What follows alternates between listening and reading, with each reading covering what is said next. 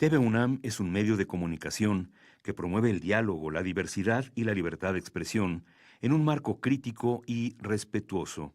Los comentarios expresados en su programación reflejan la opinión de quienes la emiten y no de quien la difunde.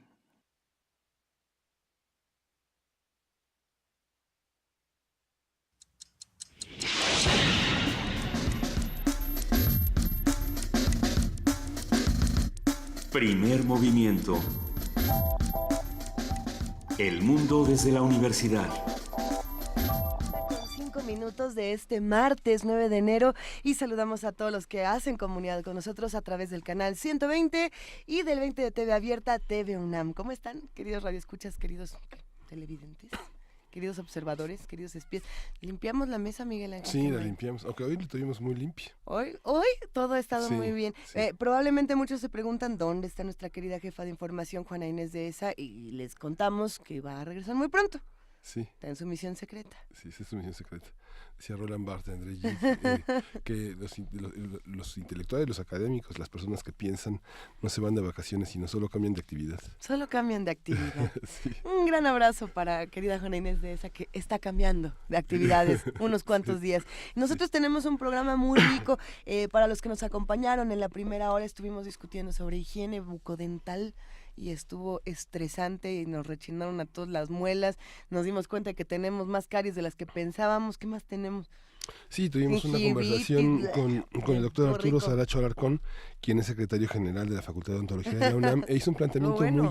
muy amplio sobre la necesidad de la prevención, Así sobre es. la importancia del buen diagnóstico y sobre la posibilidad de recurrir en el edificio central de la Facultad el edificio central de la Facultad de Odontología, de Cirugía Dental en la UNAM, a los diagnósticos a un precio muy accesible. Así es. Valoramos que han aparecido muchísimas clínicas nacionales y transnacionales que ofrecen estos servicios y que muchas veces terminan siendo piquito a piquito impagables, y que finalmente Así también es. es un tema que tiene que ver con la pobreza, con la desigualdad, la pérdida de piezas, los accidentes en la infancia y la incidencia de una serie de patologías crónicas que afectan gingivitis, accidentes periodontales, etcétera. Una mesa muy rica que vale la pena que nuestro público, nuestros radioescuchas, nuestros televidentes se acerquen a nuestra Facultad de Odontología Así es. Sí, para sí, sí. tener un diagnóstico de verdaderamente académicos, todos de posgrado, que supervisan a los jóvenes, que son el futuro de la prevención y de la comunicación con nuestra boca. Y tampoco se trata de condenar nuestros hábitos, ni de No. sentirnos mal con No, lo que no, no. hacemos. Si uno bebe, fuma, considere qué le está haciendo a su cuerpo. Eso sí hay que tenerlo claro. Pero lo decíamos también en esta conversación, hay quienes nacen con el diente rebelde y el diente rebelde les va Sí. a hacer de las suyas toda su vida. Cuídense nada más, chequen un poco, revisen cómo está la salud que tienen en su boquita, porque ahí la traen. Sí. Ahí la traen. Vamos a estar hablando esta mañana de Corea, vamos a estar hablando de lo que está pasando en nuestro país. Los invitamos a que se queden con nosotros hasta las 10 de la mañana en el 96.1 FM, el 860 de AM y por supuesto también a través de TV UNAM.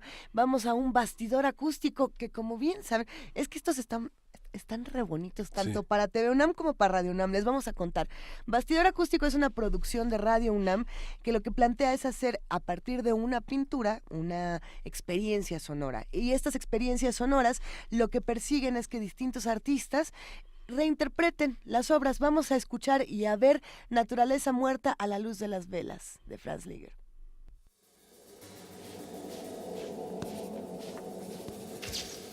Bastidor acústico. Naturaleza muerta a la luz de las velas. Fernand Léger, óleo sobre lienzo, 1922. Junto a la pastoral de Henri Matisse, El olivo cerca del estanque de Georges Braque, La paloma con chícharos de Pablo Picasso y Mujer con abanico de Amedeo Modigliani, esta es una de las 5 obras maestras que fueron robadas del Museo de Arte Moderno de París el pasado 20 de mayo de 2010. Los lienzos no fueron cortados, sino cuidadosamente desmontados. El ladrón dejó los marcos vacíos en una de las salas del museo.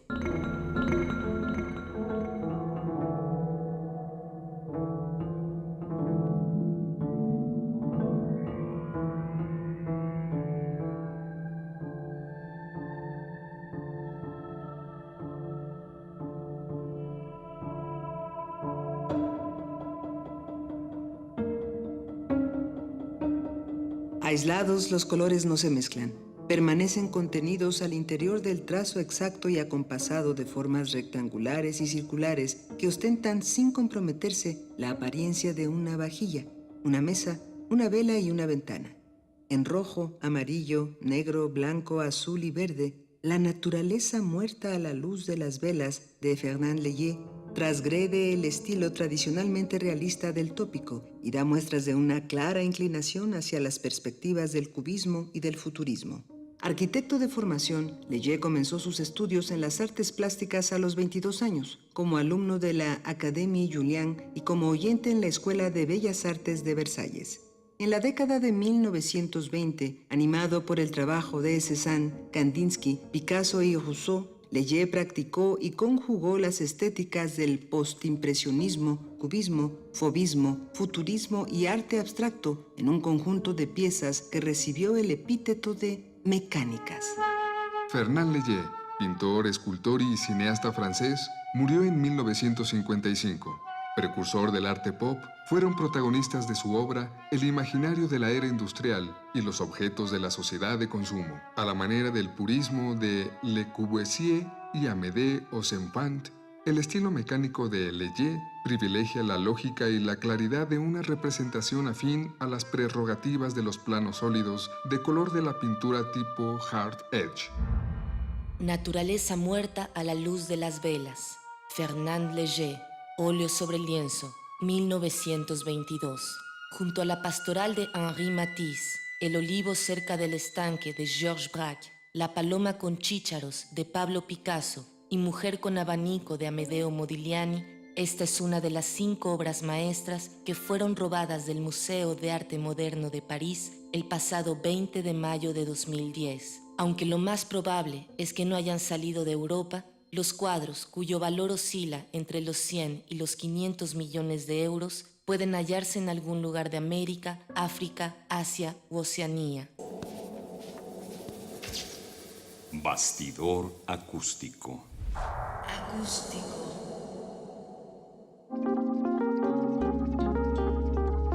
Primer movimiento. Hacemos comunidad.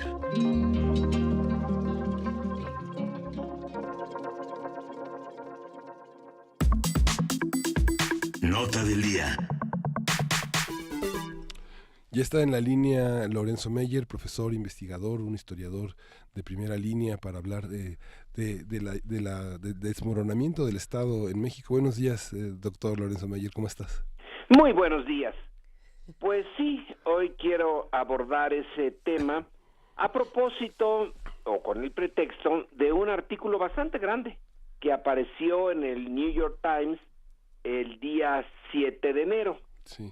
Y que está titulado, bueno, voy a hacer la traducción, Perdiendo confianza en el Estado. Uh-huh. Luego, como subtítulo, algunos pueblos mexicanos de manera discreta se separan del Estado.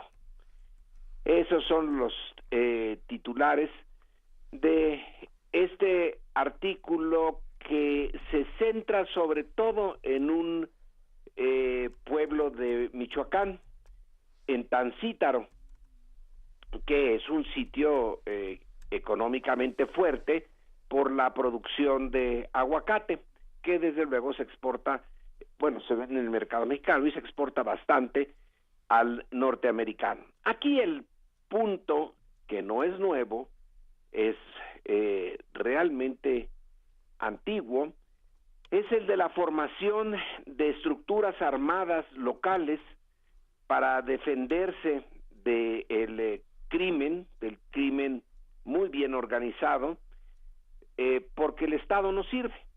Una de las funciones del Estado, según los clásicos, es la defensa de la vida y de las propiedades de los súbditos o ciudadanos ahora. Eso es lo que expresó Thomas Hobbes en el Leviatán, en una época en que su querida Inglaterra estaba sumida en las guerras civiles. Entonces, ¿para qué sirve el Estado? Bueno, pues básicamente él señaló que para eso, claro que hay otras, muchas razones por las cuales se puede decir que un Estado sirve, pero Hobbes se centró en lo básico, en que no me maten. Tiene sentido la disciplina a la que somete el Estado al ciudadano a cambio de que garanticen mi vida. Pero, ¿y si no la garantiza? ¿Y si no sirve para eso? ¿Para qué sirve? ¿Cuál es el objetivo de una organización que cobra impuestos, que vive de los recursos públicos y que no puede, no quiere, o las dos cosas, dar seguridad al ciudadano? Pues entonces pierde su razón de ser. Y lo que el artículo enfatiza en un caso muy concreto, bueno, 3 casos, en realidad son 3, pero el más interesante es el de Michoacán. También ve el caso de la ciudad de Monterrey y de Nezahualcóyotl, si no me y equivoco. de Ciudad Nezahualcóyotl. Así es. Son 3, pero el foco está en un sitio en donde los habitantes se hicieron de armas. Ahora, no es la primera vez que eso pasa. En el siglo XIX, por ejemplo, después de las guerras de Reforma, en el centro de México, pero abundaban los grupos armados que entraban y saqueaban poblaciones y hacían, bueno, ya nos podemos imaginar qué hacían mientras estaban en esa población. Una de las respuestas fue que los habitantes se armaron, hicieron sus propios y pequeños ejércitos y enfrentaron con éxito esta forma de vida en donde el hombre es el lobo del hombre, es el estado de naturaleza. Así que experiencia en esto ya hay. Pero más reciente, hace muy poco tiempo, también en Michoacán, está la historia del doctor Mireles y las autodefensas. Esas autodefensas, claro que tenían razón de ser frente a la familia michoacana y los caballeros templarios y todo lo que surge a su alrededor. El gobierno federal, por vía de un señor Castillo del Estado de México, en realidad se dedicó a desmantelar las defensas, las autodefensas, meter en la cárcel a Mireles, pero la situación en Michoacán sigue más o menos como estaba. El crimen organizado vuelve a reinar, no resolvió nada. Pareciera que había una especial deseo o inquina en contra de estos civiles que mostraban abiertamente la inutilidad del Estado. Más que acabar con el crimen organizado, pues acabaron en algunos aspectos con las autodefensas, pero ya volvieron. Las de Tancítaro, por lo menos, y según el reportaje, están funcionando. No es lo ideal, porque ahí sí que toman la justicia en sus manos. No ejecutan a nadie, pero sí expulsan. Que bueno, si uno lo toma personalmente, que de repente se decida la comunidad armada a expulsarlo a uno, ahora las razones aparentemente son válidas, porque se expulsa a los que tienen sospecha de estar relacionados con el crimen organizado. Tancítaro lo puede hacer, entre otras cosas, porque tiene los recursos. Tancítaro, disculpa que te interrumpa, Lorenzo, tiene todos estos empresarios aguacateros, es lo que nos mencionas y lo que pudimos leer en este artículo de New York Times. Ajá. ¿Son ellos los que toman todas las decisiones, los empresarios aguacateros? No, ellos son los que compran las armas. Los que compran ellos las armas. Son los que hacen el financiamiento posible. En las otras autodefensas en las que desmanteló o semidesmanteló Castillo, este señor que en el Estado de México no pudo encontrar el cadáver de una niña que se supone que había sido asfixiada por su colchón, muy peculiar procurador de justicia, pero allá en Michoacán también se enfrentó a este fenómeno donde las autodefensas estaban financiadas por los limoneros y por los aguacateros, que ya llevaban una pérdida notable de recursos. Así pues se repite el hecho. No sé si se repita también la decisión del gobierno de desmantelar estas autodefensas, aunque ya está en los finales del sexenio y no pareciera tener muchas ganas de hacerlo, pero acaban de deshacerse de otra policía local organizada y nombrada por los habitantes de ciertos pueblos en Guerrero.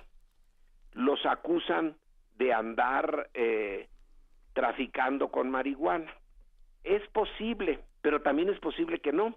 Es posible que sea la misma actitud de es más fácil desmantelar las autodefensas que enfrentarse al crimen organizado. Las autodefensas son un reto al Estado, lo mismo que el crimen organizado, pero bueno, son dos dimensiones y se van por el lado más fácil. Pero en cualquier caso, lo importante, igual que en Monterrey, igual que en Ciudad de Nezahualcóyotl, es la incapacidad de la autoridad formal para hacerle frente a su obligación, una de sus obligaciones centrales, la que origina esta reacción local, que a su vez es un indicador de que el Estado no funciona. Ahora, ¿cómo definimos el Estado? Hay una cantidad de definiciones sobre el concepto, pero una muy digamos sencilla y aceptable. El Estado es el conjunto de las instituciones que funcionan en una estructura nacional, en una geografía definida como Estado nacional. Pero resulta que en México estas instituciones todas, a lo mejor exagero al decir todas, pero casi todas, están corrompidas y funcionan muy mal. Entonces el Estado está corrompido y funciona muy mal, o de plano no funciona.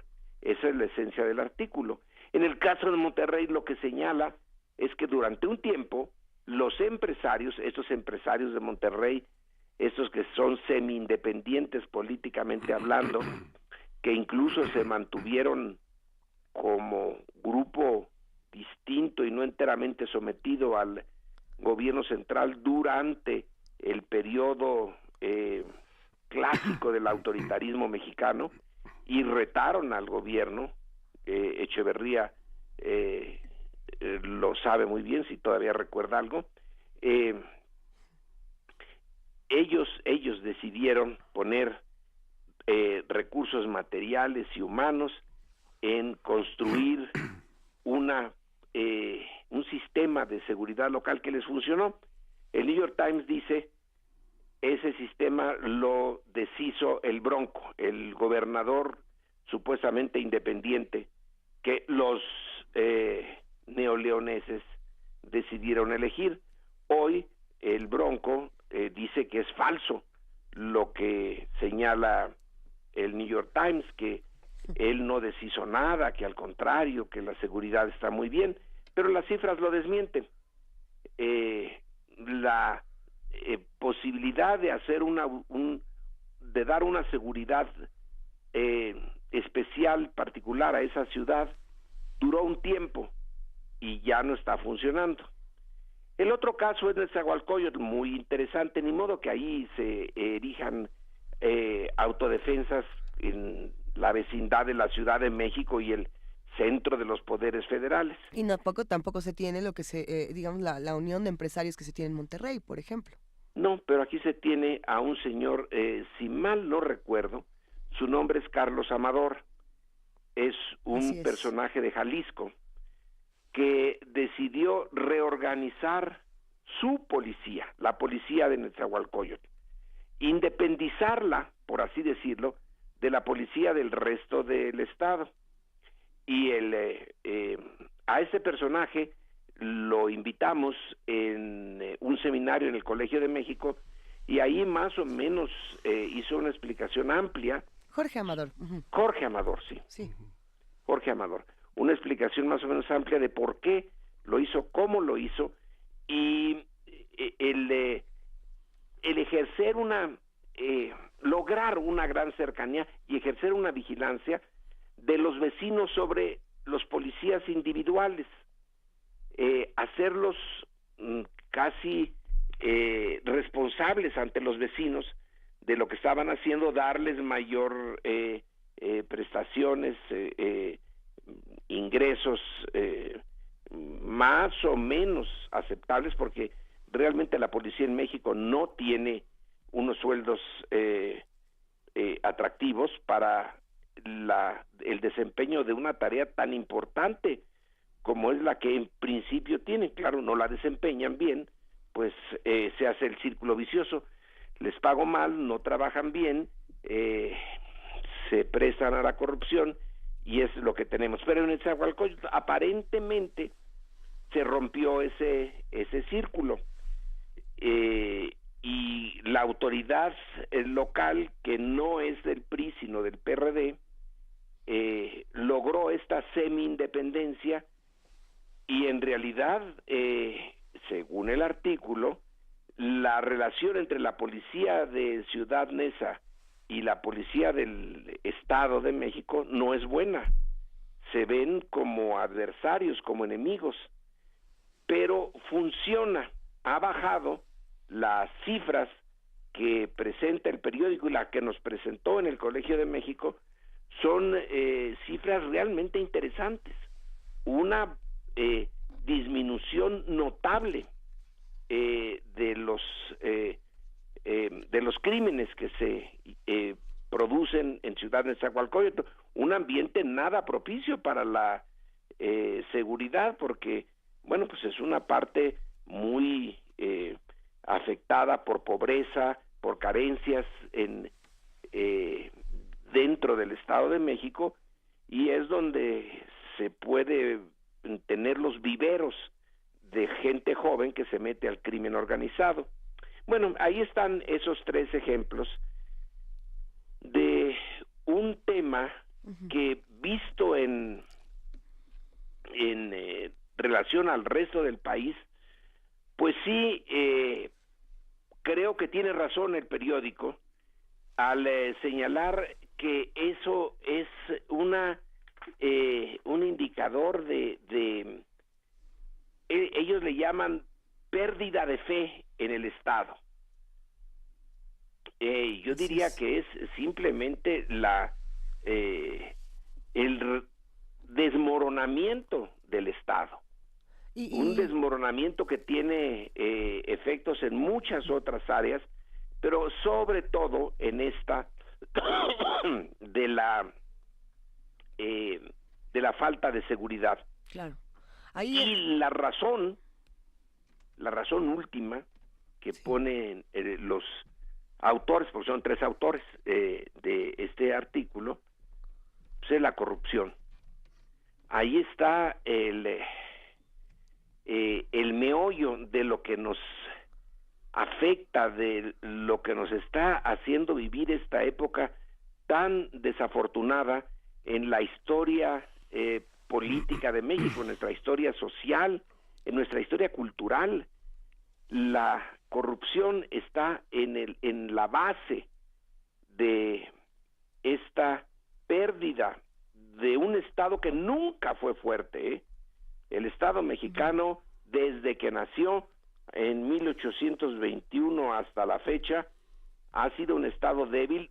Sí se le mide la debilidad por la falta de recursos.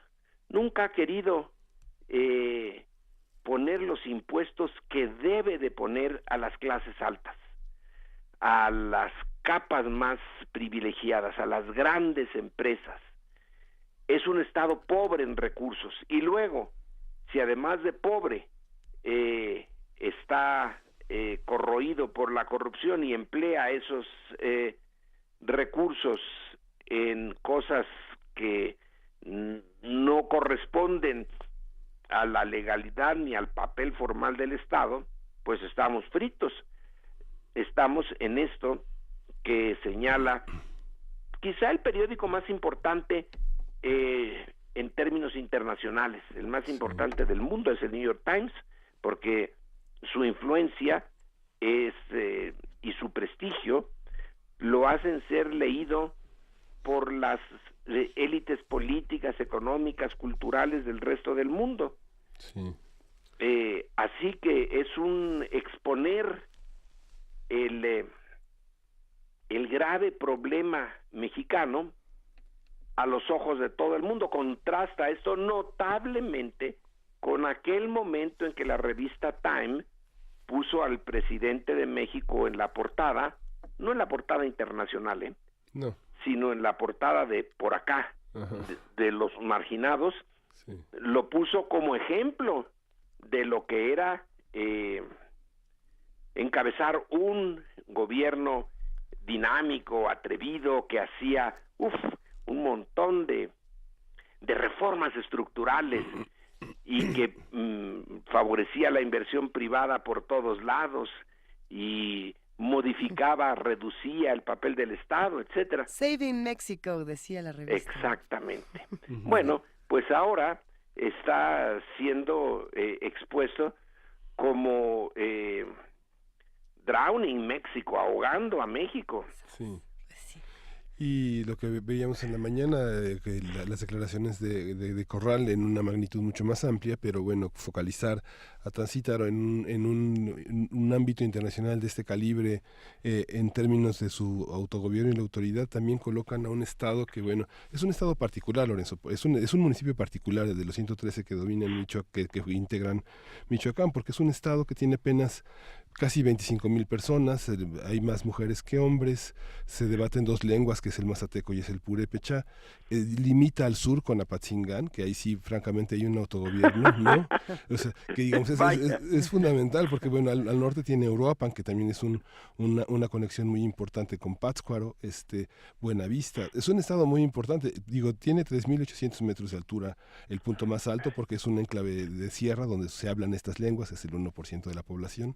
Entonces es una entidad compleja. Yo no sé, si uno ve a Apatzingán, hasta el gobernador tiene que pedir permiso para los actos políticos que realiza ahí, ¿no?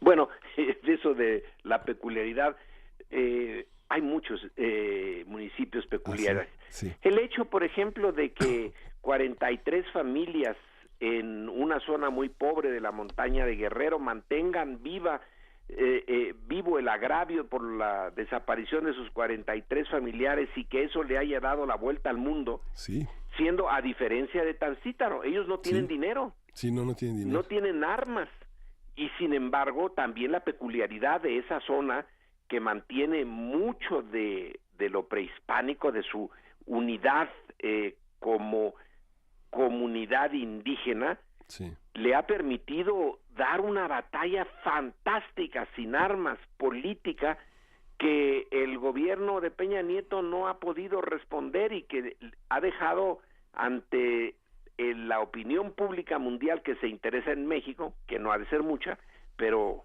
que existe, lo ha derrotado políticamente.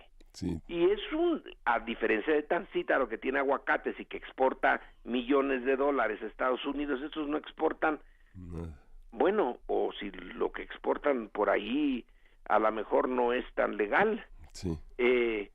Pero en general se puede decir que es una zona muy pobre, sí. Pero muy cohesionada, y esa cohesión, cuando se traduce en algo tan político como es la exigencia de que aparezcan estos 43 estudiantes que se llevó la policía local, o sea, el Estado es el enemigo allí, sí. Pero sin duda Entonces hay muchas peculiaridades. Monterrey también es muy peculiar. Sí, la tienes razón. verdad. Tal vez Así tienen es. menos, tienen menos habitantes que empleados en el área de comunicación en el gobierno federal, ¿no? ¿No? Pues hay que hacer la invitación a que todos los que hacen comunidad con nosotros lean este artículo del New York Times. Ya lo compartimos en nuestras redes sociales. Sí hay una versión en español, afortunadamente. ¿Es el financiero? Ya la tenemos por aquí. Y bueno, pues ahí se quedan muchas preguntas pendientes, querido Lorenzo. ¿Cuánto pueden sostenerse? ¿Cuánto tiempo pueden sostenerse modelos como estos, por ejemplo, ¿no? Que es justo la pregunta con la que cierra el artículo, hablando de Nesa o hablando de Tancítaro. En Monterrey, por ejemplo, lo que se había logrado al parecer ya no tanto. Lo platicamos si quieres la próxima semana. Segurísimo que la siguiente vez que nos comuniquemos ya habrá Ah, en otros 15. temas. No, bueno, Esto Sí. es, casi lo podemos apostar. sin duda. Por lo pronto sin podemos duda. cerrar poniendo la cifra que la prensa trae ahora de en los primeros 8 días de este año Sí. del señor del 2018 lleva la contabilidad de 240 asesinatos. ¿Cuántos a esa velocidad Sí. por mes van a ser qué? Como 700 o más de 700 al mes. Y es un desastre esto Sí. en materia de seguridad, que es lo que trata el artículo. Y la seguridad es en buena medida la esencia de un buen o mal Estado. Si puede darla y darla bien dentro de normas democráticas, porque se puede dar la seguridad dentro de normas muy autoritarias, así fue durante un tiempo en México, pero ahora ni por un lado ni por el otro. Así que yo creo que tendremos temas distintos, si no lo volvemos a tomar Sí, tenemos No, casi, bueno. casi 1.2 asesinatos por hora desde que empezó el año. Sí, adiós. Sí, 30, Pero, 30 por día. Como bien lo dices, Lorenzo Meyer, si esto es un desastre, por lo menos nosotros contamos con esas voces como la tuya que nos ayudan a iluminar un poco la oscuridad. Muchas gracias A ti, y Lorenzo. que tengamos al menos en lo individual buen día, Sí. porque Buen ya día. decir buenos días así en general suena hasta ofensivo. Está de terror, querido Lorenzo. Un gran Muchas abrazo. gracias, Lorenzo. Hasta luego. Hasta luego. Quédense con nosotros, vamos a escuchar un poco Vamos de a música. escuchar música tradicional de Corea, Eotmori de Jindo Sinawi.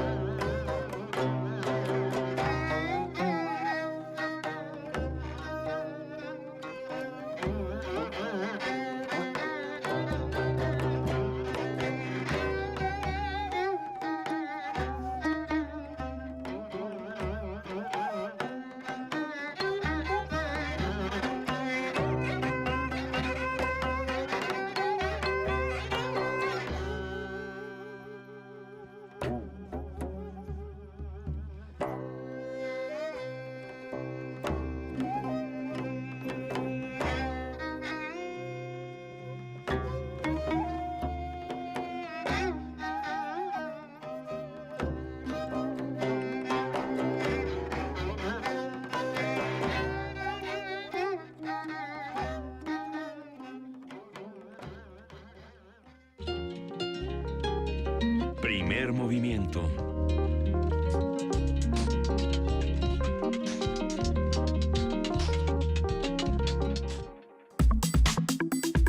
Nota internacional. Corea del Norte y Corea del Sur se reunieron este martes para abordar la posible participación de deportistas norcoreanos en los Juegos Olímpicos de Pyeongchang, así como la mejora en términos generales de los lazos entre ambos países, que técnicamente se mantienen en guerra desde hace más de 65 años.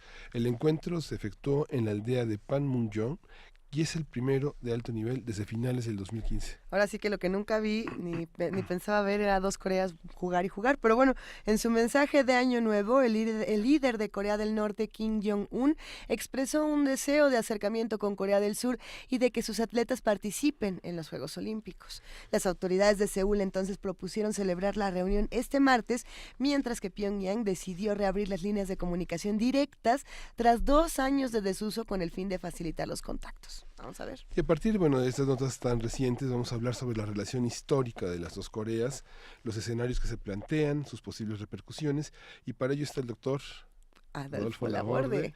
Él es analista internacional, profesor investigador de la Facultad de Economía, y siempre es un privilegio conversar con él, es un verdadero conocedor. Adolfo, ¿cómo está? Buenos días. Miguel Ángel, Luisa, muy buenos días, feliz año a los dos. Igualmente, Adolfo. Aquí estamos. Bueno, pues mira, es un tema recurrente, lo hemos visto desde hace ya algunos meses, quizá años, que periódicamente se da una ruptura en el proceso de negociación de las dos Coreas.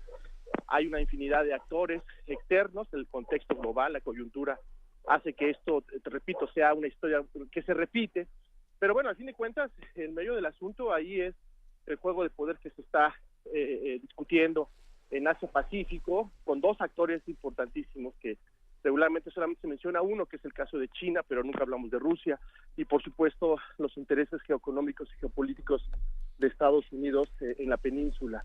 Y bueno, por supuesto ahora tenemos un actor nuevo, que es el señor Trump, en donde muy a su estilo, pues rompe un poco los protocolos y pues provoca a otro personaje muy ilustrativo de la península, que es el señor Kim Jong-un.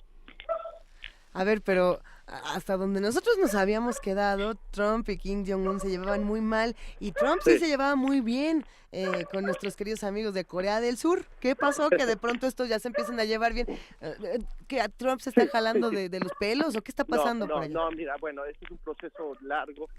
Hay que recordar que las pláticas no son nuevas. En la década del 2000 hubo un intento de 5 países en donde trataban de llevar negociaciones. Hubo, de hecho, ya hay una participación previa en los Juegos Asiáticos de la delegación de Norcorea y Corea del Sur. Había ya algunos intentos mutuos por regularizar la situación política y económica entre las dos Coreas en esta época. Se dio un ministerio en Corea del Sur, Ministerio de la Integración, o de la integración de estos dos países.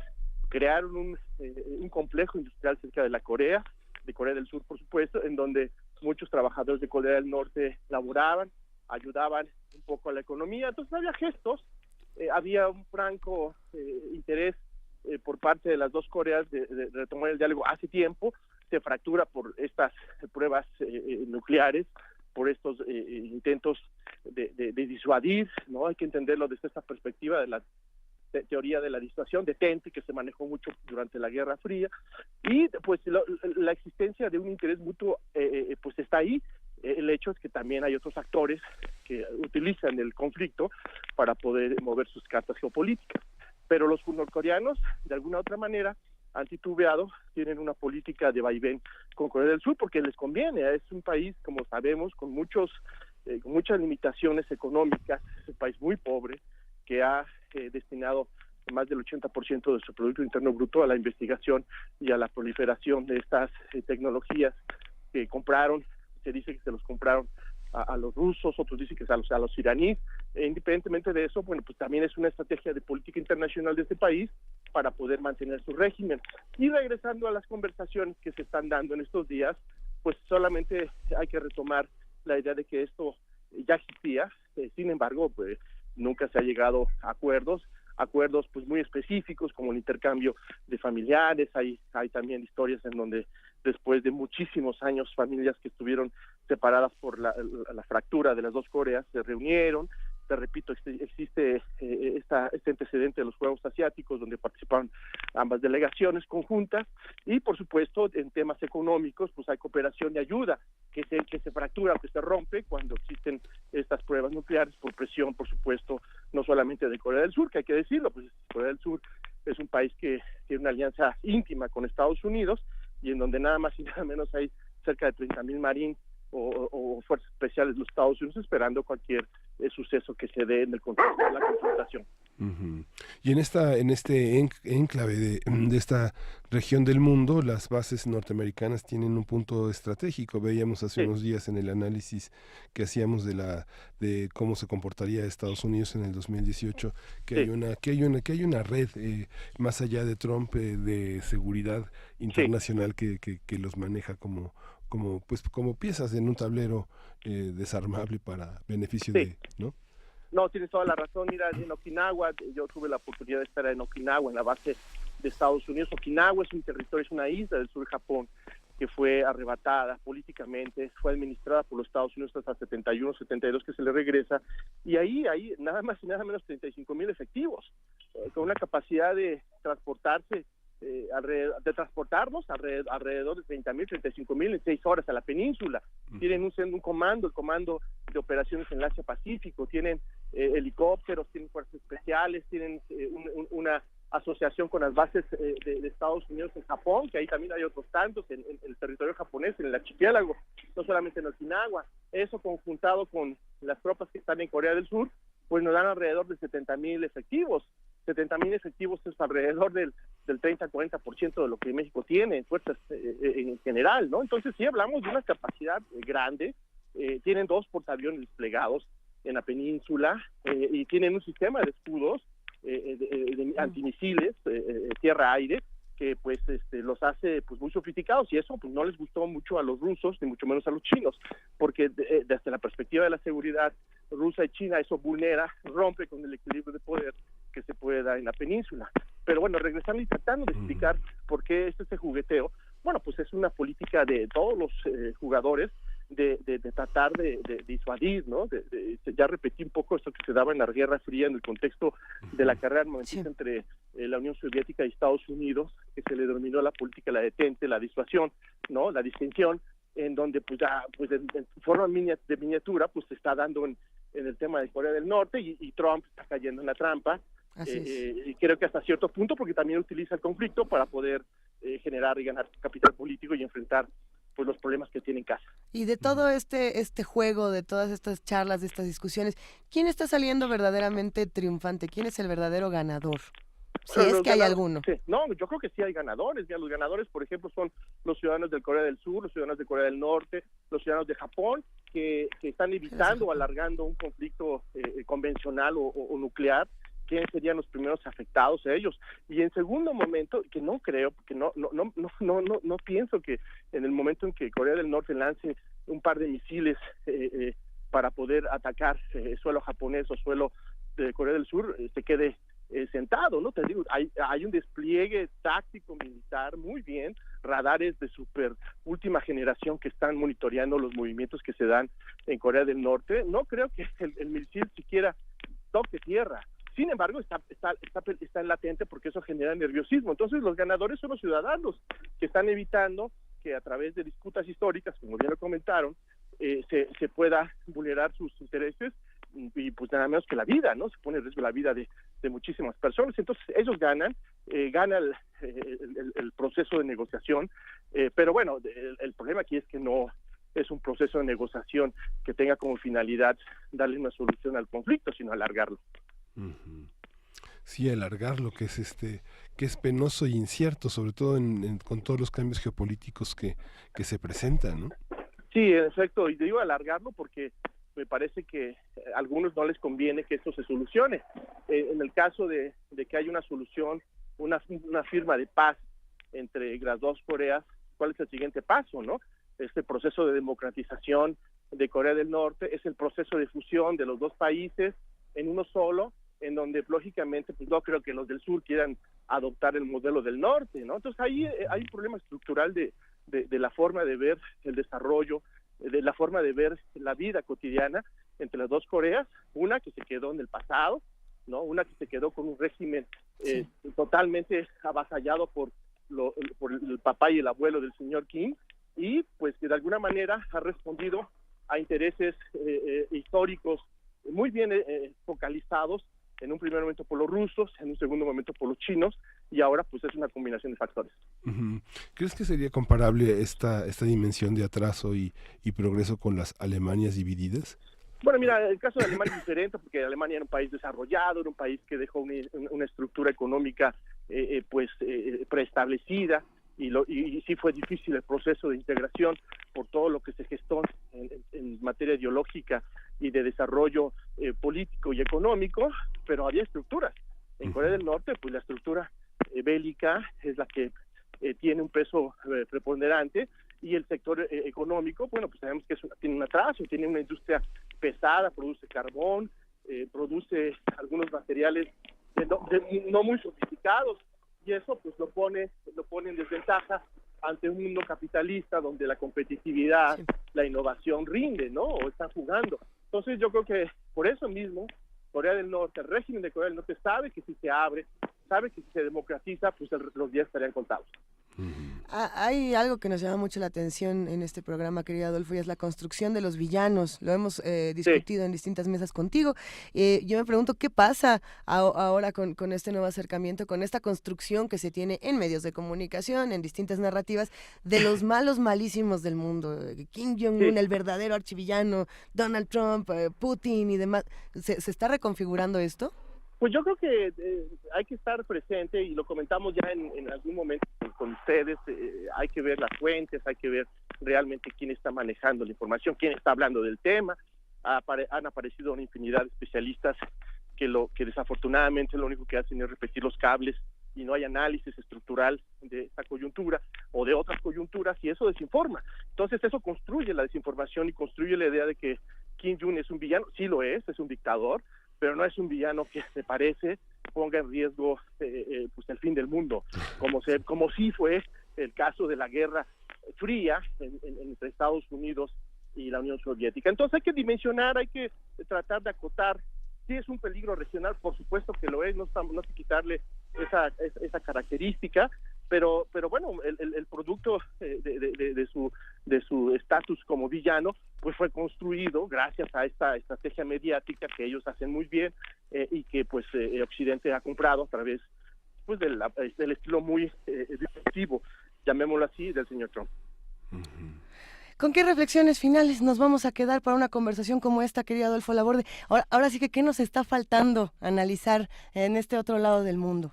Bueno, número uno es que hay por supuesto una serie de intereses que a veces no lo tratamos o no percibimos, porque nos quedamos en la superficie, nos quedamos con información muy, pues como lo comenté, ¿no? De agencias de noticias. A veces nos tenemos que ir a la historia, nos tenemos que ir un poco más al comportamiento de los estados, el estado racional, ¿no? Necesitamos mayores elementos de análisis para poder entender que lo que está pasando en el fondo en el conflicto de las dos Coreas es un conflicto que le sirve a todos, ¿no? Le sirve a los coreanos del norte, porque de esta manera pues justifican pues su desarrollo en armas nucleares. Lo ponen de manifiesto la necesidad de mantener este régimen de desarrollo que a muchos pues les parecería pues ilógico, y también pues les sirve a los contrarios, porque de alguna manera están pues también dándole o le están prestando atención a una amenaza que si lo comparamos con otro tipo de amenazas de la historia, pues no lo son. Entonces, eso es lo que nos falta, ¿no? Tratar de poner las cosas en su justa dimensión. Y si bien es cierto, repito, es un conflicto que puede traer como consecuencia la pérdida de muchas vidas, pues en términos técnicos, pues hay que ver solamente pues la diferencia en el arsenal nuclear de ambos países. Muchísimas gracias, querido Adolfo Laborde, analista internacional y profesor investigador de la Facultad de Economía y Negocios de la Universidad de Anáhuac. Te mandamos un abrazo inmenso. Otro para ustedes, buen año. Gracias, Adolfo, buen año. Qué gusto platicar contigo. Nos vamos con música. Vamos a continuar con música, vamos a escuchar a Bomba Estéreo, El alma y el cuerpo.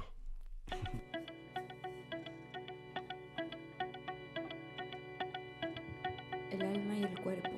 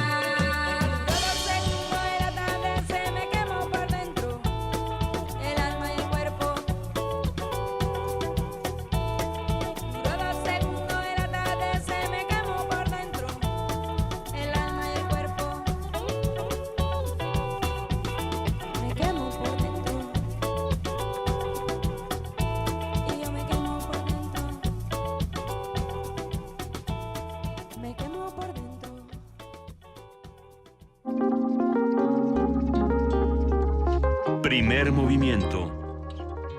Hacemos comunidad.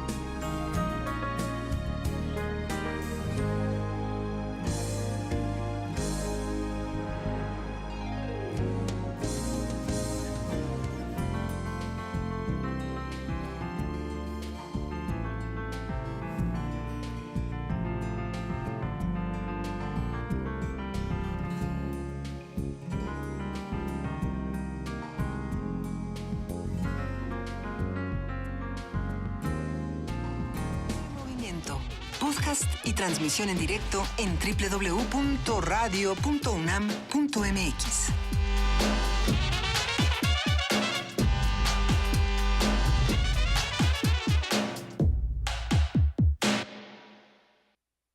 ¡Ay! Ya son las 9 de la mañana con 6 minutos. Ya llegamos a las 9 de la mañana con 6 minutos.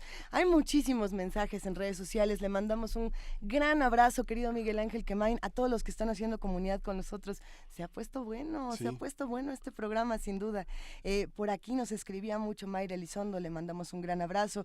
Eduardo Olmos, bueno, a ver, vamos a ir viendo. Rosario Martínez, por aquí también. Mario Mora.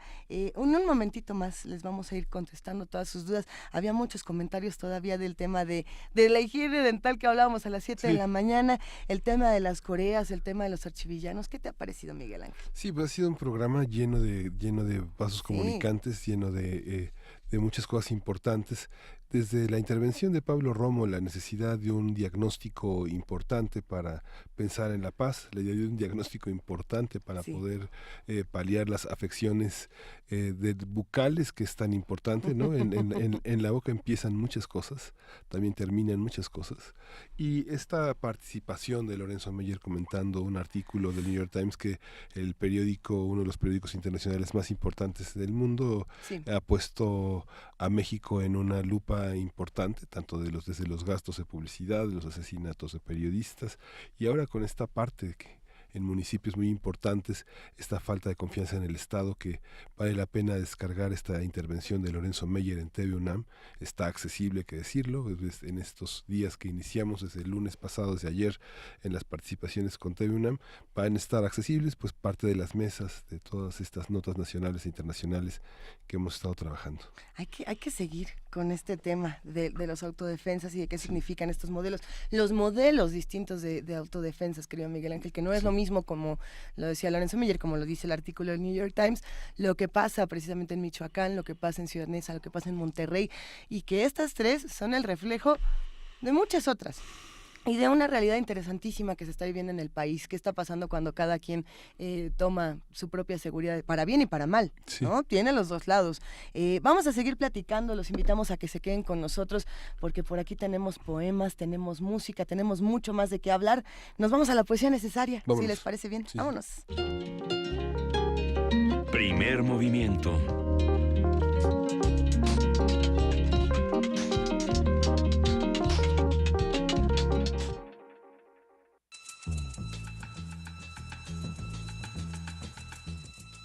Es hora de poesía necesaria.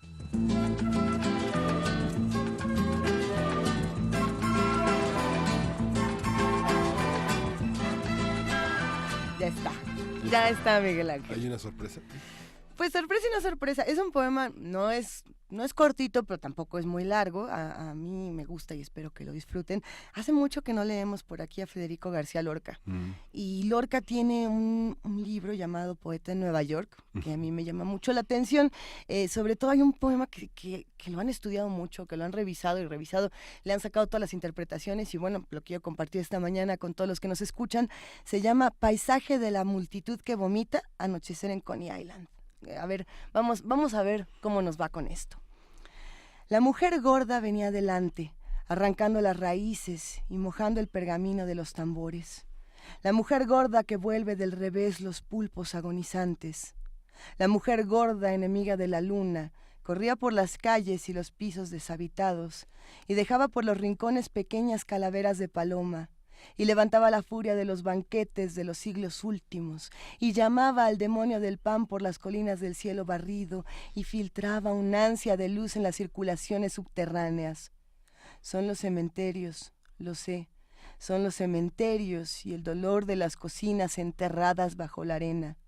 Son los muertos, los faisanes y las manzanas de otra hora los que nos empujan en la garganta. Llegaban los rumores de la selva del vómito, con las mujeres vacías, con niños de cera caliente, con árboles fermentados y camareros incansables que sirven platos de sal bajo las arpas de la saliva. Sin remedio, hijo mío, vomita. No hay remedio. No es el vómito de los húsares sobre los pechos de las prostitutas, ni el vómito del gato que se tragó una rana por descuido. Son los muertos que arañan con sus manos de tierra las puertas del pedernal donde se pudren nublos y postres. La mujer gorda venía delante, con las gentes de los barcos, de las tabernas y de los jardines. El vómito agitaba delicadamente sus tambores entre algunas niñas de sangre que pedían protección a la luna. ¡Ay de mí! ¡Ay de mí! ¡Ay de mí! Esta mirada mía fue mía, pero ya no es mía. Esta mirada que tiembla desnuda por el alcohol y despide barcos increíbles por las anémonas de los muelles. Me defiendo con esta mirada que emana de las ondas por donde el alba no se atreve. Yo poeta, sin brazos, perdido, entre la multitud que vomita, sin caballo efusivo que corte los espesos musgos de mis sienes. Pero la mujer gorda seguía adelante, y la gente buscaba las farmacias, donde el amargo trópico se fija. Solo cuando izaron la bandera y llegaron las primeras carnes, la ciudad eterna se agolpó en las barandillas del embarcadero. New York, 29 de diciembre de 1929. Primer movimiento.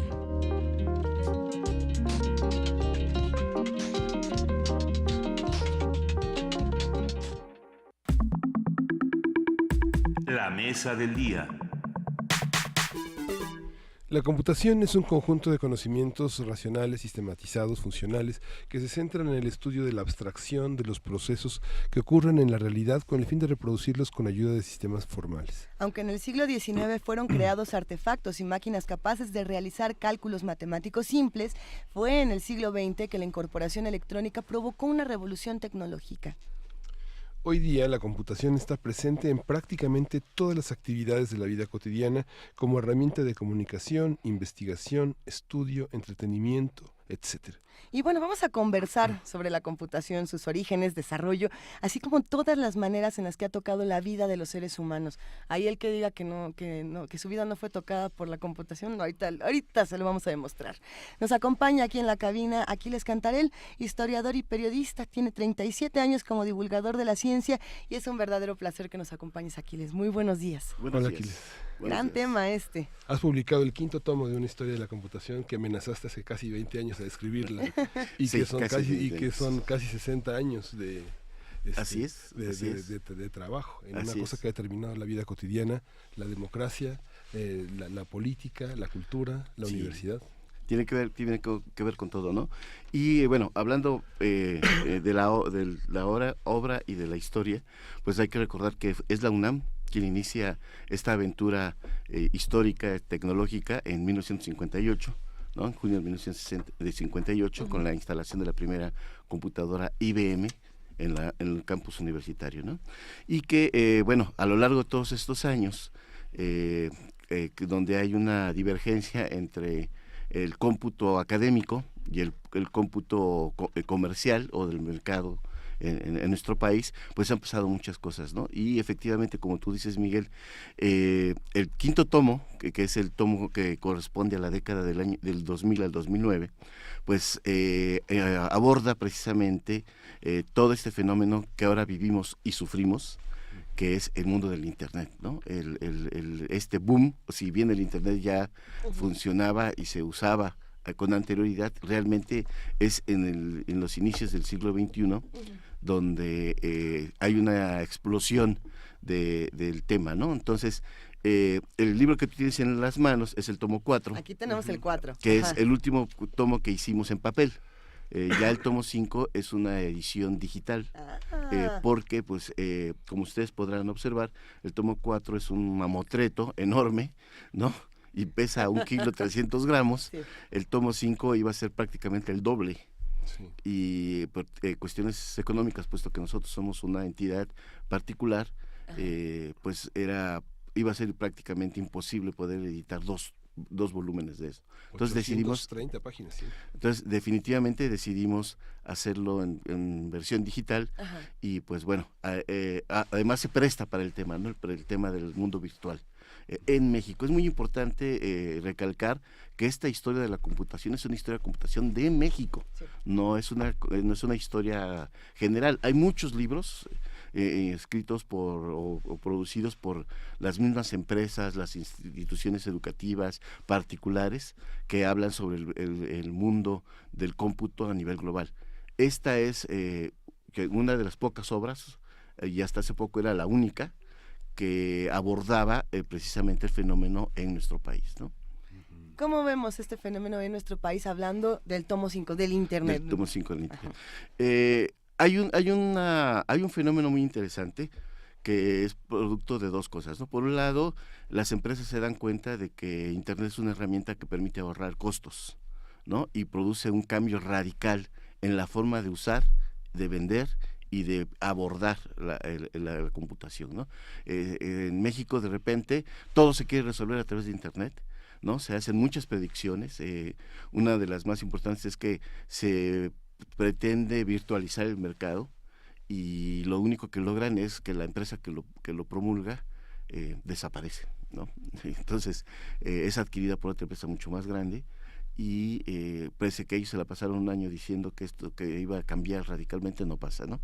Y por otro, bueno, es el fenómeno Fox, ¿no? El fenómeno Fox, en el cual Vicente Fox, recuerden, en su proyecto de gobierno está precisamente la digitalización del país, ¿no? El tecnificar el país en una su supuesta revolución tecnológica, y que es muy interesante porque él tiene la oportunidad histórica de transformar el futuro de México. Al lanzar el proyecto de E-México y posteriormente E-Gobierno y Enciclomedia, se le ofrece a través de Miguel Icaza la posibilidad de que toda la parte del software, ¿no? sea a través de Linux, y que es gratuito, ¿no? O que es libre más bien, ¿no? Y que el dinero que se podría ahorrar al utilizar esta plataforma tecnológica podría servir para desarrollar a programadores mexicanos que además tienen muy buena fama en el mundo, y que podríamos convertirnos en un país altamente competitivo en esa materia, ¿no? Como sucede en la actualidad con la India. Fox no acepta. O sea, de hecho en el libro platicamos toda la anécdota y las declaraciones tanto de uno como de otro, porque se va por la fácil, ¿no? Fox, como buen empleado de una empresa transnacional, confía ciegamente en una empresa transnacional, que es el caso de Microsoft, y lo único que hace es convertirnos en dependientes de una corporación norteamericana cuyas políticas tecnológicas, ¿no? Pues están directamente ligadas con sus intereses económicos, ¿no? Y entonces nos convertimos tener la posibilidad de ser un país generador de tecnología, nos seguimos convirtiendo o seguimos siendo un país dependiente de los caprichos tecnológicos de este tipo de empresas, ¿no? Tan es así que algunos de esos proyectos o muchos de esos proyectos al final de su sexenio simple y llanamente son inviables, porque el pago de licencias y el pago el costo que tienen esos es tan alto que es mejor abandonarlos, ¿no? Y de hecho la Enciclomedia, que es el proyecto más grande, el más criticado y en donde se gastó más dinero, finalmente acaba muriendo en manos de Felipe Calderón, ¿no? Y bueno, ya no hablemos de la actualidad, ¿no? Pero bueno. Sí, digo, es un tema interesante, que tenemos que seguir conversando, porque Yo recuerdo los primeros tomos, la parte más polémica, la parte medular es, digamos, la relación entre el desarrollo de una empresa, tanto internacional, transnacional, como el problema de los usuarios en México. Es un problema del desarrollo de lo privado. Pero en este tomo ya es lo político, es la determinación de lo que hacemos y de toda la parte que tiene que ver también con con todo el tema de la educación. Parecía que a principios de los 90, mediados de los 90, el mundo iba a ser dominado por la música y la pornografía, pero ahora es la educación uno de los centros, y la política, las elecciones que están determinadas por la caída del sistema que ya pasó en Ecuador hace poco. Y si te das cuenta, bueno, el software o los desarrolladores de software juegan un papel importante también en estos temas, ¿no? El caso de Iberdrola, con Calderón, ¿no? O sea, donde hay allí prácticamente se tiene las pruebas de que ahí hubo algún parámetro que se manejó, lo que pasa con Fox anteriormente, y sí, efectivamente hay una relación directa entre política y tecnología, ¿no? En México. De hecho, el gran problema que tenemos en México es la incapacidad que tiene la industria para poder llegar hacia todos los rincones del país y todo tipo de usuario, ¿no? Y para ello se ha desarrollado todo un canal de distribución o un grupo de vendedores que, pues, la principal preocupación es llegar a las microempresas, ¿no? A los empresarios más pequeños, que lo último que les interesa es la tecnología, y sin embargo la tecnología podría ser una herramienta importante para su competitividad, ¿no? Entonces, hasta ahí hay una cuestión política, porque si bien se inicia una organización que en un principio tiene una muy buena propuesta, en el momento en que el gobierno entra en este juego, todo se echa a perder, porque se convierte en un negocio de particulares, ¿no? Y entonces entra la corrupción, entran los proyectos por amiguismo, este tipo de cosas, y que incluso alcanzan a tocar la parte del ciclo media al final de este proyecto, ¿no? Sí quisiera comentar, Miguel, que mi especialidad es el rollo de la tecnología, ¿no? Pues, entonces, en el caso de la parte política, tuve la fortuna de contar con la colaboración de Ulises Ladislao, un periodista también de formación físico y que muchos años se ha dedicado al periodismo de negocios. Él escribe el capítulo 1, él sabe mucho más que yo de este tema, pero el capítulo 1 es todo un capítulo sobre la política, sobre todo el proceso político de México, porque es el contexto sobre el cual vamos a trabajar la parte tecnológica, ¿no? Lo que es interesante sí es pensar en esta parte política, cómo ha condenado el futuro tecnológico de nuestro país. ¿Qué está pasando actualmente con este futuro o esta promesa tecnológica que teníamos, que al parecer, pues no tanto, o sí? ¿Sí estamos teniendo los avances tecnológicos esperados? No, en términos del Estado como jugador dentro del desarrollo tecnológico, creo que hay un problema de origen, ¿no? Hay un problema ahí en que las políticas tecnológicas las administraciones, las últimas administraciones, han estado en manos de gente que no está preparada, ¿no? Si bien en el caso de Fox y en el caso de Calderón se hizo uso de gente con experiencia como asesores, quienes toman las decisiones tecnológicas no son gente que están capacitados para ello, ¿no? El Estado mexicano ha tratado de sacar ventaja de ciertas aplicaciones o ciertas tecnologías como los bots famosos, ¿no? Pero en realidad no existe una política clara tecnológica, ¿no? Y de hecho sigue siendo una mezcla y una ensalada de tecnologías, porque cada instancia del gobierno estatal, federal, local, pues toma sus propias decisiones, y entonces hay una mezcla de tecnologías, de visiones, de filosofías, de plataformas que incluso no se hablan entre ellas. Puede darse el caso, o se da el caso, que en la misma institución dos áreas no se pueden hablar entre ellos, porque las decisiones tecnológicas que se tomaron fueron tomadas por distintas gentes con visiones distintas.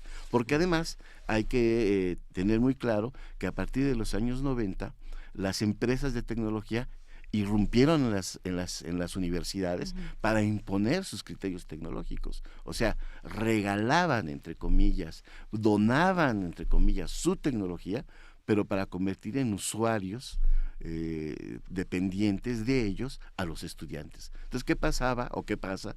Pues que cuando sale un estudiante principalmente de las universidades privadas, pues solo quiere trabajar con cierto tipo de tecnología, porque esa es la que aprendió a utilizar, ¿no? Y hacia a un lado otro tipo de opciones porque no las conoce. Y entonces es una guerra que hay ahí por imponer los criterios, y entonces cuando esas personas llegan a posiciones de decisión, pues imponen obviamente lo que dominan, ¿no? Y entonces esto convierte esto en un carnaval, en el sentido estricto y antropológico del término carnaval, de la situación tecnológica en México, y eso obviamente se convierte en un obstáculo para el desarrollo, ¿no? Esta idea que a finales de los 80 era tan romántica, que ese artículo que circuló tanto en la red de Humberto Eco entre el sistema de la PC como una visión del mundo católico y el mundo de Mac como el mundo del mundo protestante. Y que hoy es distinto esa visión. Prácticamente ya no hay una separación entre estos sistemas, o si hay una separación entre el mundo del video, del audio. Hay ciertas ventajas tanto en una plataforma como en otra, ¿no? Pero a finales de los 90, principios del siglo XXI, hay una guerra ahí muy importante en el mundo de las PCs. PCs me refiero incluso a Mac, ¿no? Y el mundo el mundo virtual, ¿no? Y esta guerra la gana el mundo virtual, ¿no? De ser empresas como Microsoft o Apple los que dominaban el mercado e imponían sus criterios y sus visiones sobre hacia dónde debe ir la tecnología, eso se transforma, y entonces ahora quienes van en el mercado pues son empresas como Google, como Amazon, como Facebook, ¿no? Las redes sociales, que son los que imponen el camino tecnológico, ¿no? Entonces es ahí que hay un cambio de paradigma en el cual la virtualización del mundo, ¿no? Que conlleva además una enorme cantidad de problemáticas sociales, culturales, humanísticas, de derechos, exactamente, se sobrepone a la visión anterior, ¿no? Hay muchas controversias. Hemos platicado de muchos problemas y de muchas virtudes del Internet y de lo que ha pasado en nuestro país en los últimos años, y trataré de no repetirlas todas, sino tratar en términos más generales. Hablamos de la violencia, de si se mostraban o no ciertas imágenes cuando había un evento de terrorismo, de atentados, de ejecutados, en fin. También discutíamos si los políticos podían o no hacer propaganda en Internet. También discutíamos, por ejemplo, el tema de los bots, ¿no? Y el tema del acoso en redes sociales. Se discuten temas de seguridad, temas de Uber, por ejemplo, qué pasa cuando tienes una plataforma donde no importa quién tenga tus datos. Se va construyendo una serie de problemáticas interesantísimas, pero ¿cuáles son las que no se dicen? ¿Qué no se dice en nuestro país de la tecnología, del Internet, de lo que se está discutiendo, que tendríamos que tener sobre la mesa? Bueno, la cuestión principal, yo creo, y más grave, es la ética, ¿no? O sea, el creador de la tecnología, el productor de la tecnología, es aético, o sea, no tiene una ética, no se preocupa por eso, se preocupa por la cuestión utilitaria, ¿no? Y muchas de esas decisiones tecnológicas o de esa visión hacia dónde debe ir la tecnología son decisiones que se toman en Silicon Valley, ¿no? En ejecutivos de hipsters o de treintañeros, cuarentones, ¿no? Que tienen una visión del mundo que se ha impuesto a la sociedad, ¿no? Esta cuestión de lo políticamente correcto, por ejemplo, que es asqueroso en las redes sociales, ¿no? Donde, ¿por qué? ¿Cómo? Sí, en el sentido de que si no estás de acuerdo, eres satanizado, ¿no? Ajá, claro. O sea, porque no estás en lo políticamente correcto, ¿no? Y hay una serie de visiones sobre muchos temas de lo políticamente correcto, ¿no? Otro problema que tenemos es esta cuestión del aislamiento social, ¿no? Eso que dice Lipovetsky, ¿no? O sea, este rollo de embeberse en la tecnología, de aislarse de la sociedad, de convertirte en un surfista de las redes, ¿no? Donde te vas a lo superficial, a lo popular, a lo inmediato, ¿no? Y la cuestión de la reflexión, la profundidad del pensamiento y todo eso se deja de lado, ¿no? Ahora los criterios, por ejemplo, del conocimiento, entre comillas, que más bien es la acumulación de información, se basan en la popularidad de una nota o de un artículo o de un ensayo por el número de clics, no por la calidad o la capacidad del escritor o del autor, ¿no? Sí. Por ahí hay una frase que usó en el libro que es de Lipovetsky que dice, en la actualidad Wikipedia vale más que Heródoto, ¿no? Y es cierto, ¿no? Sí. Y ahora, estas problemáticas de las que no se habla, que es precisamente el daño y la destrucción de los tejidos sociales, culturales, familiares, comunitarios, que genera el abuso de la virtualización de la tecnología, nadie la discute, ¿no? O sea, esta facilidad de poder comprar a la hora que sea, desde donde sea y como yo quiera, afecta directamente, por ejemplo, a la tienda comunitaria o a la tienda de barrio, ¿no? Esta falta de fidelidad, ¿no? A la hora de consumir, pues llévala a otros ámbitos y entonces ahí hay un problema. Y la cuestión que hay, y que es un problema además a nivel global, es precisamente esta falta de responsabilidad de quienes crean la tecnología, ¿no? De no pensar en qué puede afectar a la sociedad esto, ¿no? Y desgraciadamente, al menos hasta donde yo sé, en prácticamente ningún lado, a excepción de algunos sociólogos, y en México no conozco a nadie que se dedique a hacer filosofía o sociología de la computación en México, ¿no? Aquí somos consumidores irrestrictos de esto, porque lo que nos den y lo que nos vendan lo consumimos, ¿no? Tan es así que en los 2000 y en los 90 se dan dos fenómenos de convertirnos en basureros tecnológicos, ¿no? O sea, lo que no se vende en otras latitudes, lo que no acepta el mercado en otras latitudes, nosotros los mexicanos o los latinos lo consumimos sin chistar, ¿no? Y eso provoca obviamente una desventaja competitiva a largo plazo, ¿no? Hablemos un momento justo de los basureros tecnológicos y de lo que pasa en nuestro país, por ejemplo, con nuestros teléfonos inteligentes, ¿no? Exactamente. ¿Se puede decir marcas? ¿No se puede decir marcas? Sí, se puede decir marcas. Bueno, vamos a hablar del iPhone. Estamos en la universidad. Vamos a hablar del iPhone y de Apple y de cómo no solamente los teléfonos más nuevos de Apple cuestan arriba de los 20,000 pesos, sino de lo que ha pasado con estas actualizaciones que vuelven a tu teléfono cada vez más lento, supuestamente para almacenar de mejor manera la pila o para que no se te queme la pila.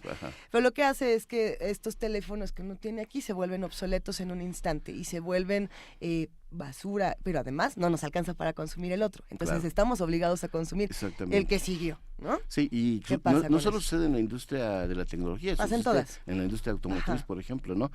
Concepto de la obsolescencia tecnológica, que es hacer un producto que en muy corto tiempo sea obsoleto, ¿no? Sí. Y desarrollar cada vez más, porque además es una carrera sin fin y desaforada, ¿no?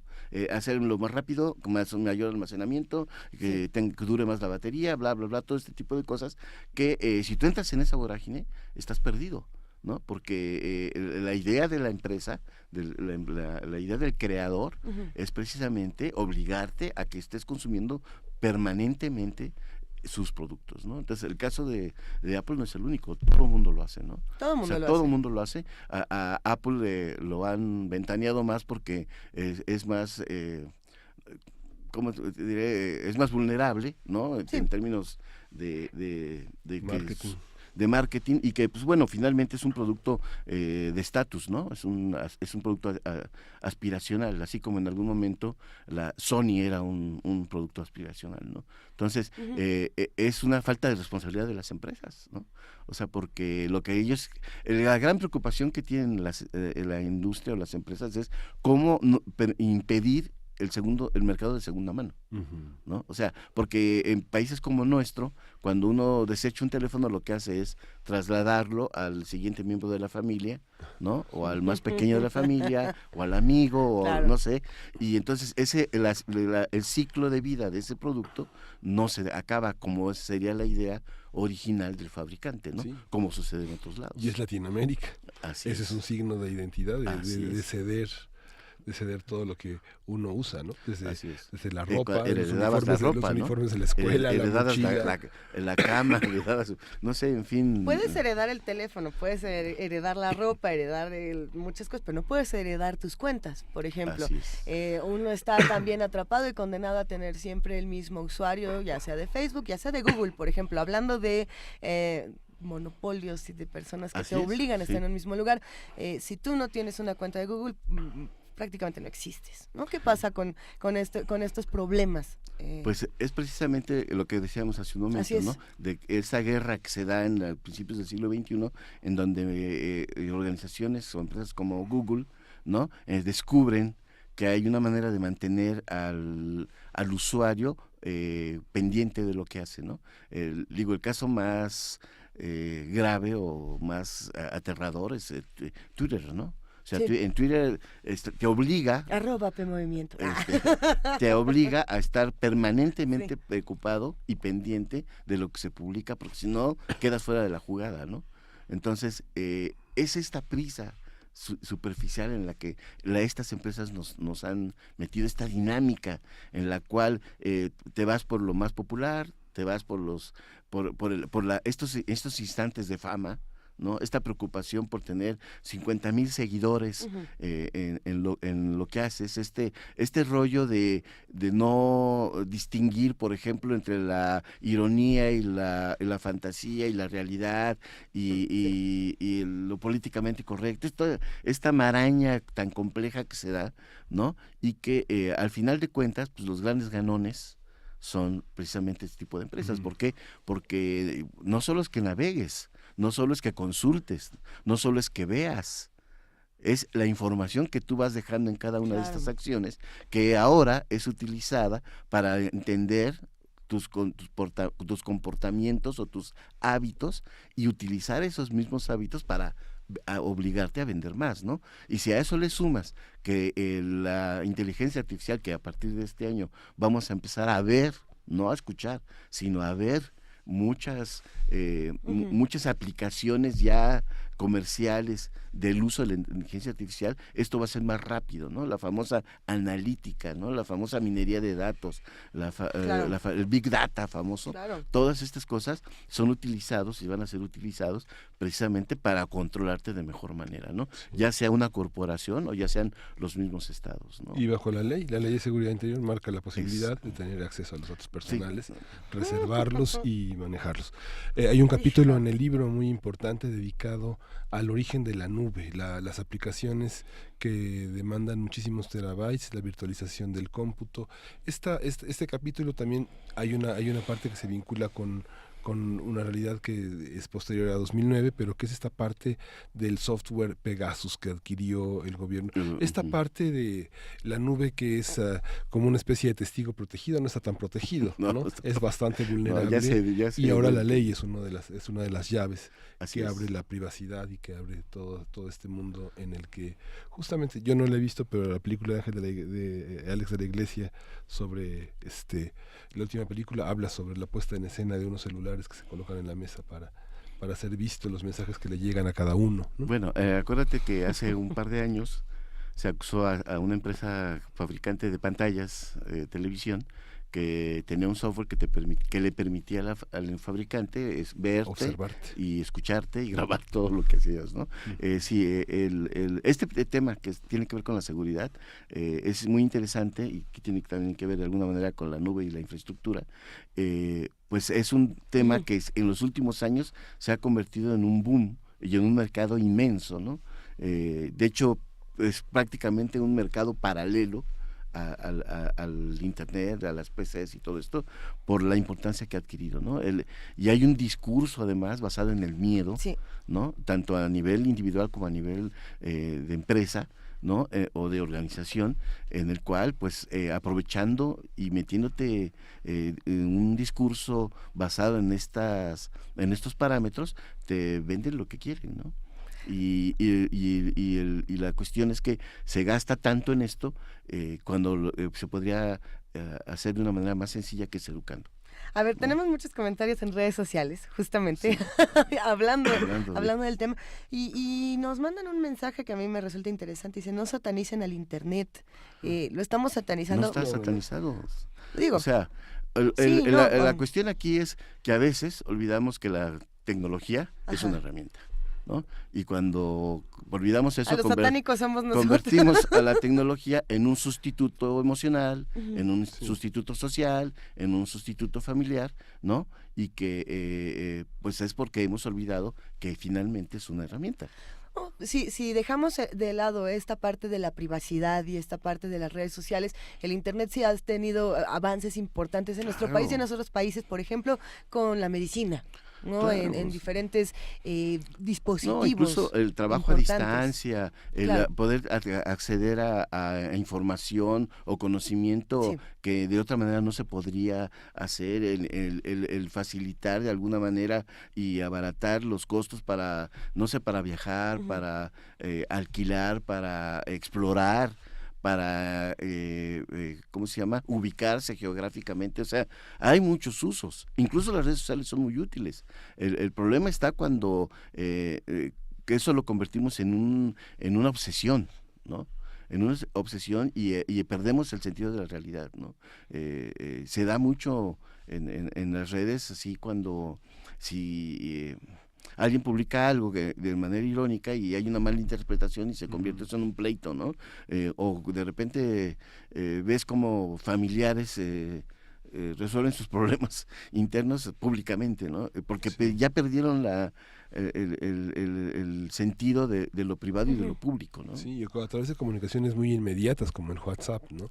Donde la gente queda en silencio o queda activa, y eso significa un cambio de estado de ánimo del que está activo, del que espera, ¿no? Claro. Este tipo de factores. Hay una parte, Aquiles, que es la parte de servicios, que también es un aspecto importante en el libro, y que es algo que señala Luisa, esta parte de la inmediatez, donde es posible educarse, y cómo distinguir esta parte, cómo ha sido en México este elemento. Hoy tenemos un menú a la carta para ver series, para ver películas e incluso para cursar una carrera. Sí, ese es una aplicación, un uso interesante de la tecnología, ¿no? Pues mira, lo que sucede es que a finales de los 90 precisamente, inicio de los 2000, se da curiosamente una propuesta de origen mexicano. Un cuate en México dice, oye, ¿por qué en lugar de vender, por qué no ofrecemos el software como servicio, ¿no?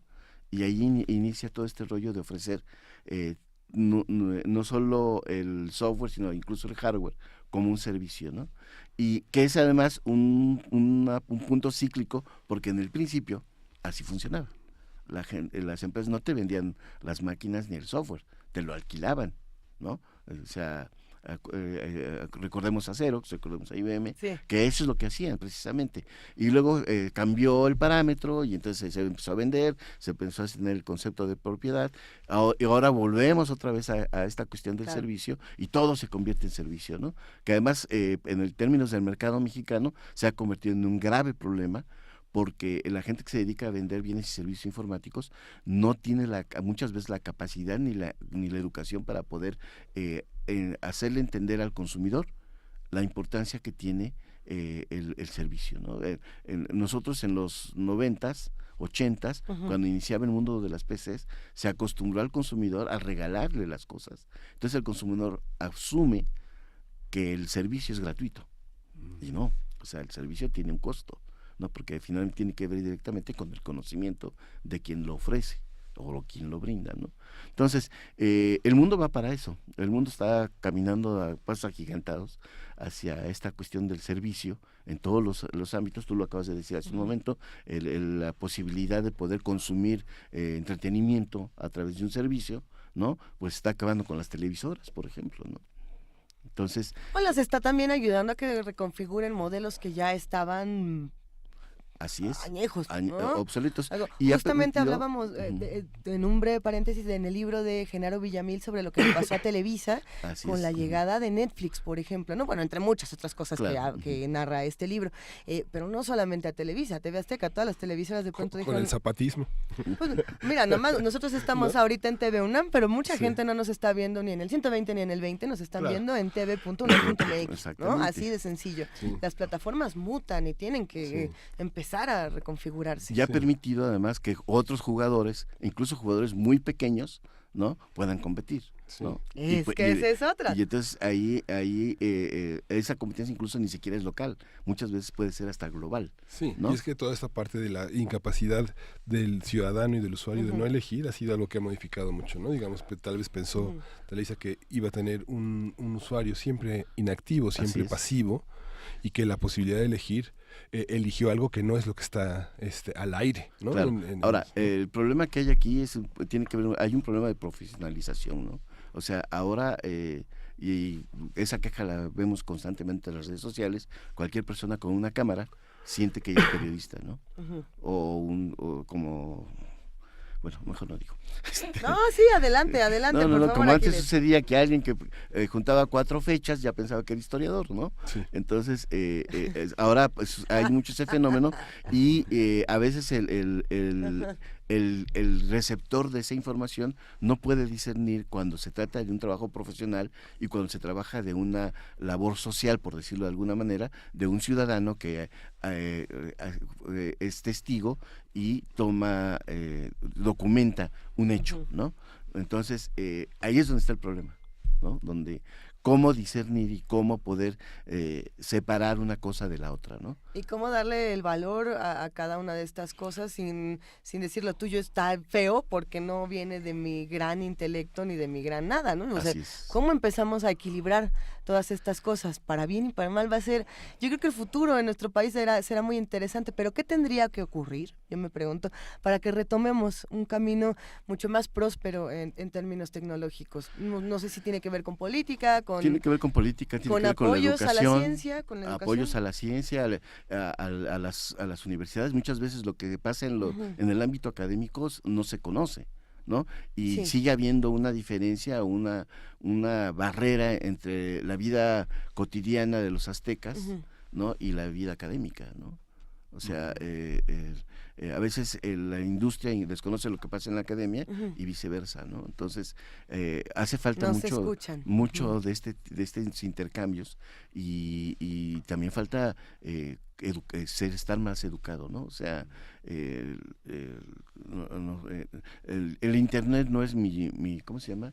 Mi chairo, no sé qué, hay un cuate que comenta noticias en un lenguaje tepiteño, ¿no? Que es muy divertido, pero pues bueno, no va a ir más allá, o está el cara de hacha o cabo de hacha. Están no sé Chumel y Callo de hacha, me imagino que son los que todas esas cosas que, bueno, hay que ubicarlas en el contexto que les corresponde, ¿no?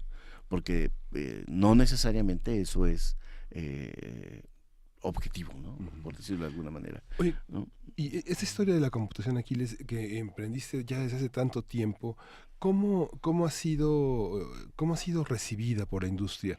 ¿Y cuáles son los huecos en el mundo académico? A pesar de que en la universidad contamos con la Dirección General de Cómputo, que es una potencia en Latinoamérica y que es un terreno de innovación y que coloca una serie de software al alcance de los alumnos, de los docentes, que ha implementado trabajos fuera del aula, en el terreno de la investigación, de la reflexión, como tú decías hace un momento, del pensamiento filosófico en torno al cambio de prácticas, el pensamiento antropológico que hace colocar las prácticas en otros territorios, ¿cómo ha sido este desierto? ¿Se ha poblado? ¿Hay lugares verdes? ¿Hay lugares fecundos? Es muy complicado, ¿no? Es muy complicado porque, por un lado, está la parte de la academia, ¿no? Cuando nosotros hicimos el tomo 1, que obviamente la UNAM jugaba un papel preponderante en esta primera parte de la historia, las cosas funcionaban muy bien con la UNAM, ¿no? Pero en la medida que fuimos avanzando y obviamente nosotros hacer una entidad muy pequeña, porque realmente somos una entidad de 5 personas, ¿no? 5 personas. Y particular, ¿no? Que tenemos que obtener recursos de donde se pueda. Nos fuimos alejando un poco de la parte de la historia de la academia, la historia del cómputo en las universidades, porque yo creí o pienso que, bueno, las universidades tienen departamentos de historia, ¿no?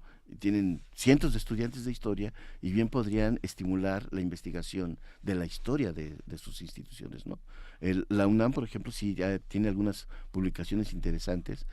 Curiosamente, no todas nacen de la Facultad de Filosofía y Letras, donde soy egresado, ni del Instituto de Historia, ¿no? Sino hay un libro muy interesante sobre el origen del Internet en México, hecho por una investigadora del Instituto de Astronomía, ¿no?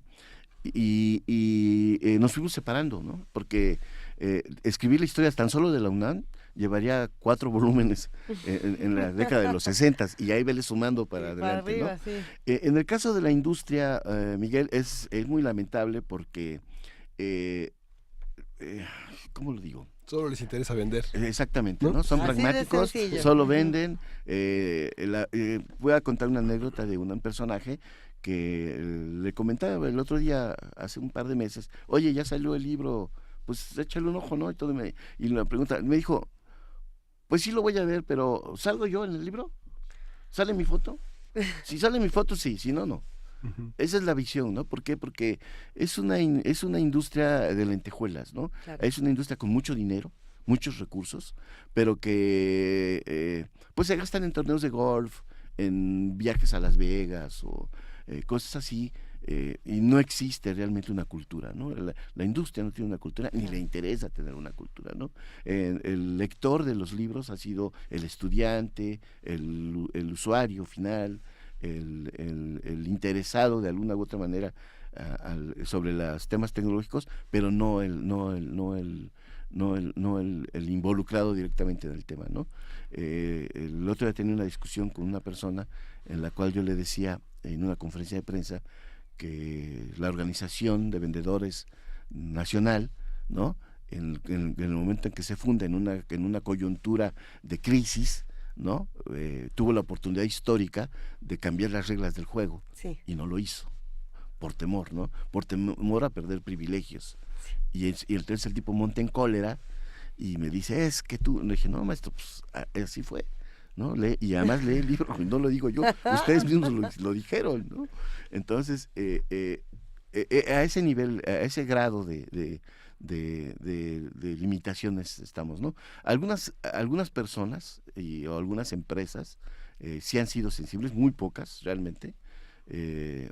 No sé si pudiera destacar aquí el papel, por ejemplo, de Hewlett Packard Enterprise, por ejemplo, Cisco, una empresa que se llama CompuSoluciones, que fueron sensibles a esto, ¿no? De hecho, el libro contó con la participación de 10 empresas, Xerox entre ellas, pero realmente los apoyos se fueron limitados, ¿no? Y además con todas las, ¿cómo se llaman?, reglas o condiciones que imponen, ¿no? Incluso Claro. el rollo de tienes que acabar porque si no ya no te vamos a poder ayudar y todo este tipo de rollos. Y es muy complicado, ¿no? Es muy complicado porque pues es una sola persona haciendo toda la chamba. Y lo más frustrante a veces es pues que la gente, si no sale su foto, pues no lo va a leer, ¿no? No lo quiere. El problema Claro. es que hay, no sé, 50,000, 10,000, 20,000, no sé, personas en la industria, pues no podemos sacar 20,000 fotos, ¿no?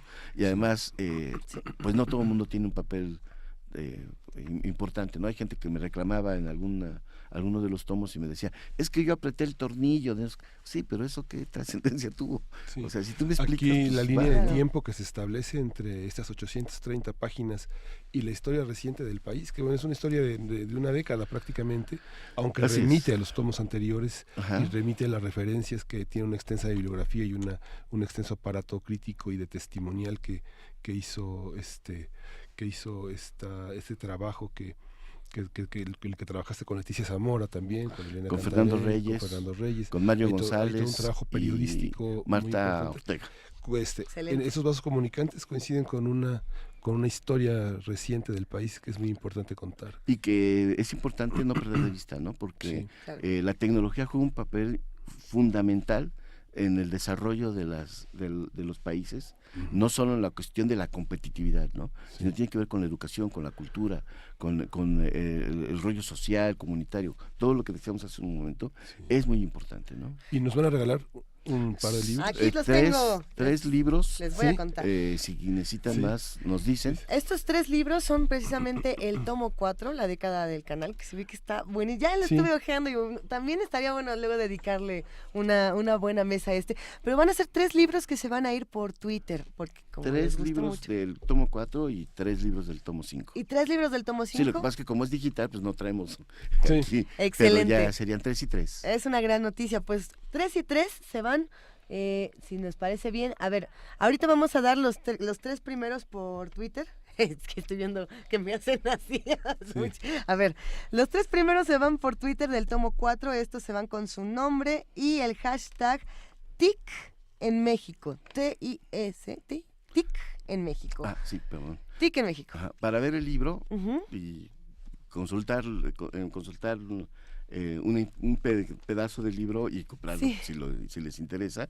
La página es Historia TI, TI nada más, historiati.mx. Venga. Ahí, la vamos a compartir en nuestras redes sociales. Ahorita les pueden decir allí. Excelente. historiati.mx. Ha estado verdaderamente buena esta conversación, hay muchos comentarios, hay muchas discusiones, hay quienes están de acuerdo en desacuerdo, hay quienes les gusta, odian el internet, en fin. Ojalá hubiera más gente que hiciera investigación, porque hay mucha tela que le donde entren a la cortar, investigación. y hay muchísimos temas, tanto en la academia como en el mercado, y ojalá hubiera más gente que se interesara en este tema, ¿no? Justamente por aquí María Elizondo nos escribía y nos contaba de este movimiento tan importante que se ha dado en distintas partes del mundo de que las niñas tienen que aprender a programar, ¿no? De la importancia de las jóvenes programadoras. Ya será tema de otra conversación, le mandamos un gran abrazo a todos los que hacen comunidad con nosotros y se han puesto a discutir el tema de la historia de la computación.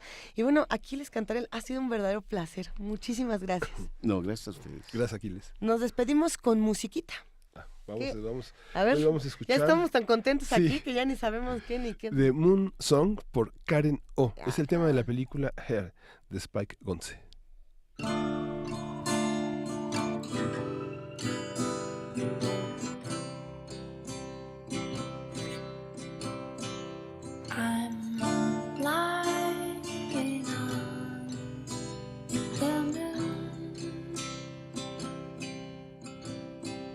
My dear, I'll be there soon.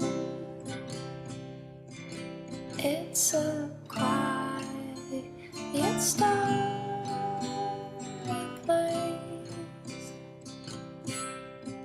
Times we're swallowed up in space. We're here a million miles away. There's things I wish I knew. There's no thing I'd keep from you. It's a dark and shiny place, but with you, my dear, I'm safe and we're a million miles away. We're lying on the moon. It's a perfect afternoon.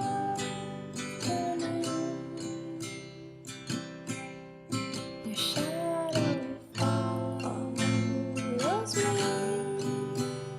all day, making sure that I'm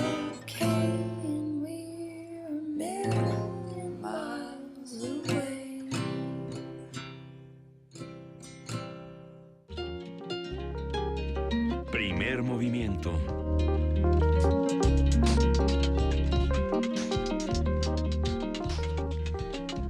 ¿Quién eligió la canción de Karen O? Frida Saldívar, nuestra productora. Hay que... Es muy buena la canción. Bueno, ella es la vocalista de los Yeah Yeah Yeahs, Karen O.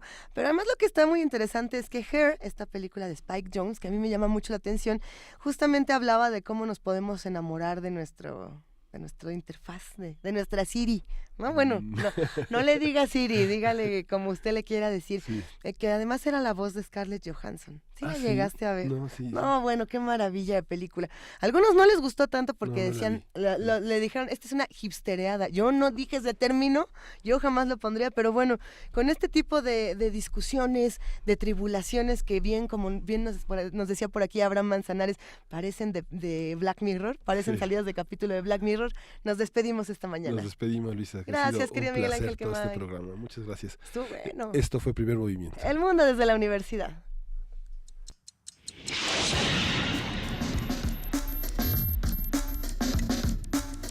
Radio UNAM presentó Primer movimiento. El mundo desde la universidad.